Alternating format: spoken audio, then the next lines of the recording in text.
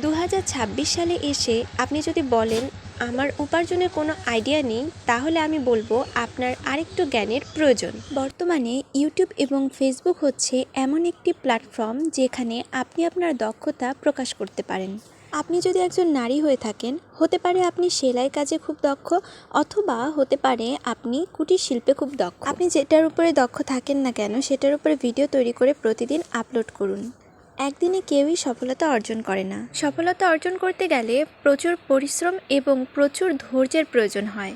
আপনি ইউটিউবে লক্ষ্য করলে দেখতে পারবেন এমন অনেক নারী আছে যারা প্রতিদিন বাড়িতে যা রান্না হচ্ছে তার ভিডিও আপলোড করছে, এবং সেটা পরিপূর্ণ পর্দার মাধ্যমে। ইসলাম নারীদেরকে চাকরি করার, ব্যবসা করার সুযোগ করে দিয়েছে, তবে সেটা অবশ্যই পরিপূর্ণ পর্দার মাধ্যমে হতে হবে। বর্তমানে আমরা ইউটিউব এবং ফেসবুকের মাধ্যমে ঘরে বসে পর্দা রক্ষার মাধ্যমে বিভিন্ন ভিডিও আপলোড করে উপার্জন করতে পারি।